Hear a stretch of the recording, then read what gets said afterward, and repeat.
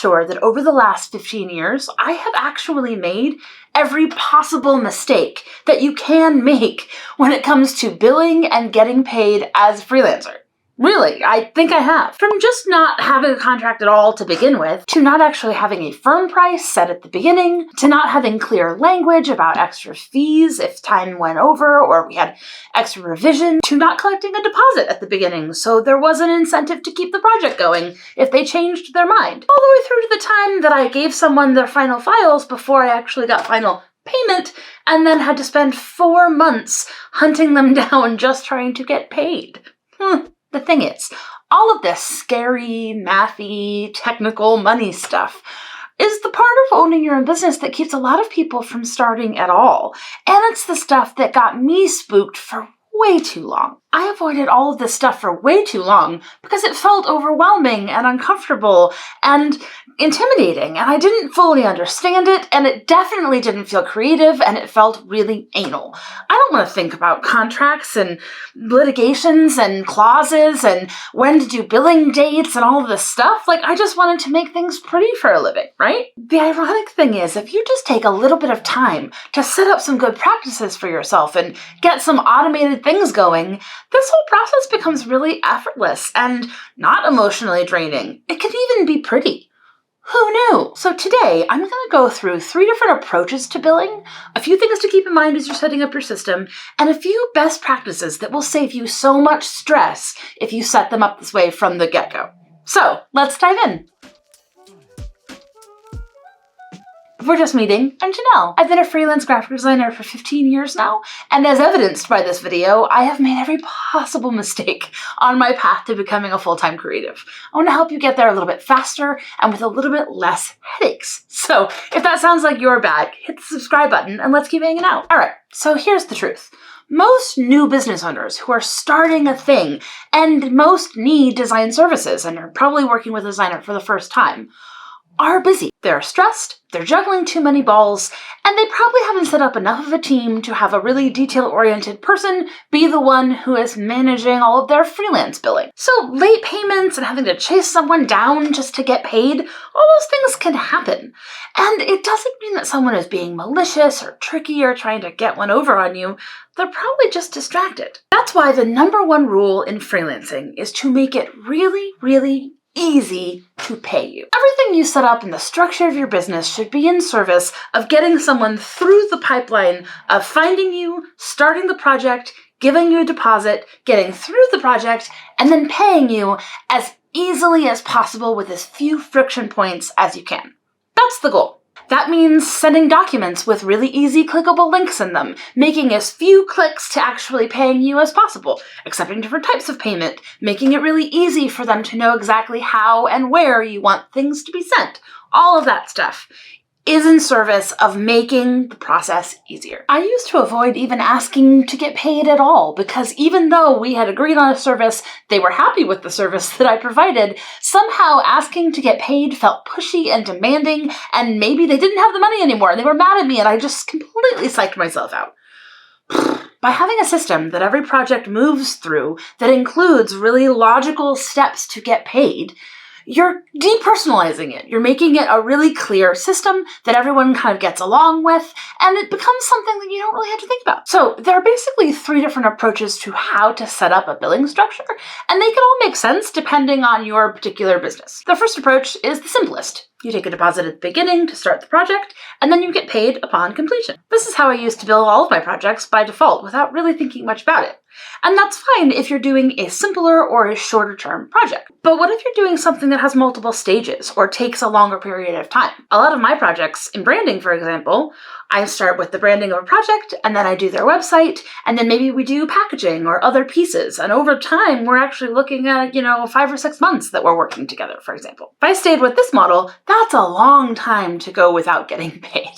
So the second model is usually what I go for, and that is milestone billing. The idea being you break the project up into different milestones of completion, so it's not necessarily timed, but it's done based on blocks of work, and that can look however it needs to for your particular project. Clients like it because they're not having to have such large amounts of money happening at once. They can pay incrementally and kind of know as they move along the project what's going to be expected to keep things moving forward. And if something happens to go wrong for any reason, it's a lot cleaner by having this billing structure because you can end the project at whatever milestone has already been completed. It's a much cleaner process should you need to wrap up a project early for any reason. The only real downside to this approach is that it works best when you have really neatly defined sections of a project.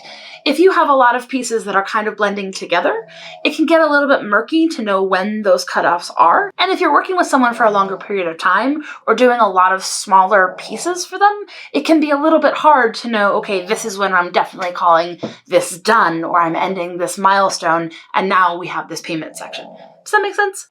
Which is why sometimes the third way is best, which is to have automatic, time-based payments like a retainer structure. In this model, you would set up an automatic payment plan, either monthly or bi-weekly, depending, and you would do it either based on a retainer structure where you were doing ongoing services or for the lifetime of the project. So those are 3 totally valid ways to do billing, depending on your business and what makes sense. So now, a few things to consider as you're setting up your policy. First, what should your starting deposit be?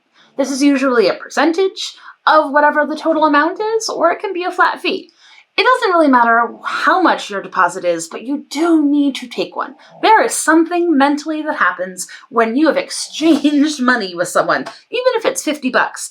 It changes the game, it changes the seriousness of how someone takes it, they're committed to beginning the process, and as soon as that money is exchanged, now we're in business mode. If you just start into a project, things just feel a little bit fuzzy, even if everyone has the best of intentions. Second question is, do you want to take a deposit to secure your spot, and then they do a first payment when you start the project, or is the deposit the start? Does that make sense? It might seem like a small difference, but it actually can add up when you have multiple projects going on at once. How do you want to set up invoicing?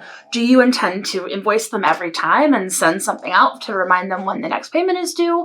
Are you asking them to set up on some sort of auto pay system using your bookkeeping software that can kind of run in the background? Do you give one invoice for the whole project and then just remind them when the next payment is? This could be kind of client by client, depending on how they want to do their bookkeeping, or you could have a standard system that you expect everyone to follow.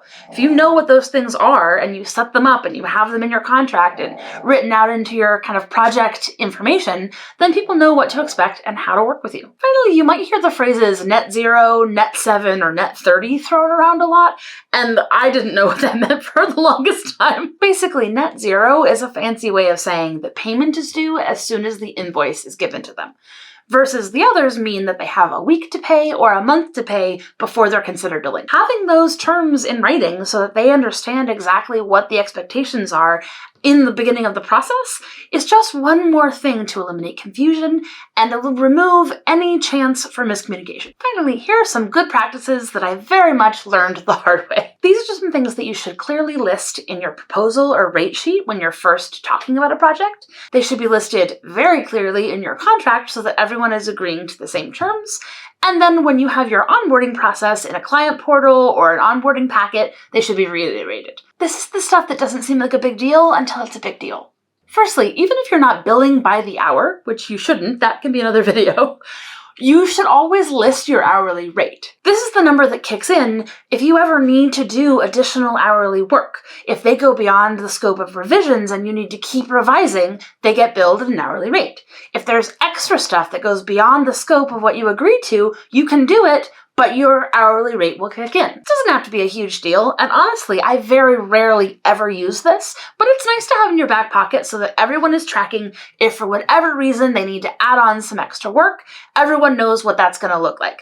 Sometimes I will just offer a few extra little a la carte pieces at the end of a project just to kind of wrap things up for them, and then I would do an hourly rate because the things are small and it's not really worth having a whole big project for, so it's nice to everyone know what that thing is going to be. So by having that number in the back of your head and everyone has already agreed to it, it makes adding on extra pieces a lot cleaner and a lot less messy. Similarly, what's your late fee?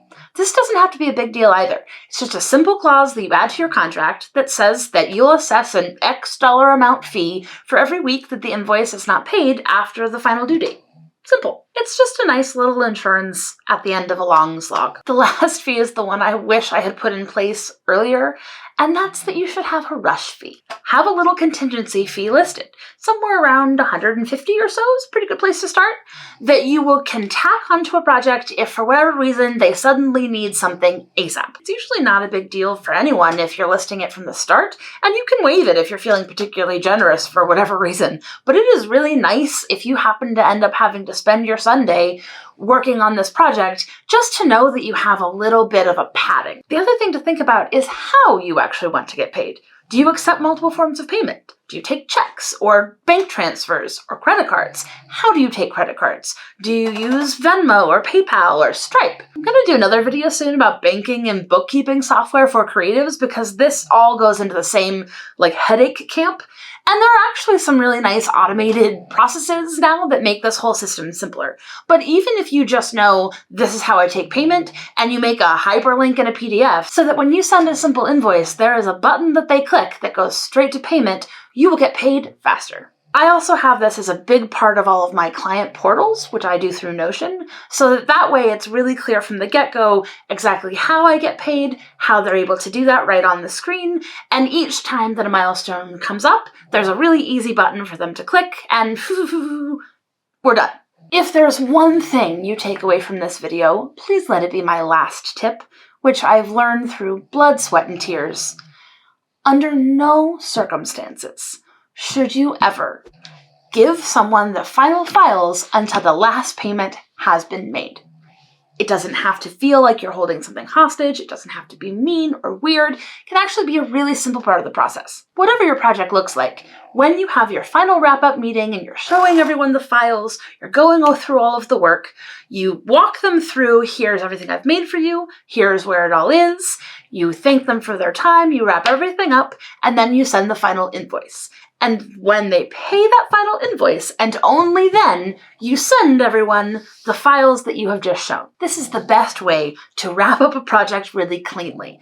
Even good people can forget to pay you. And it's not their fault. It doesn't mean that they're being mean or evil or trying to cheat you. It just means they get distracted. So do these steps in that order every time, and you've eliminated the issue completely. You've gotten paid, you've had a good experience at the end, everyone has a good taste in their mouth. Great project. This whole camp is one of the biggest things that I have learned the hard way along the way. If you want to hear more, I did a whole video on the 10 things that I wish someone told me when I started freelancing. So if this was helpful to you, those will be too. Go watch that one next, and I'll see you there.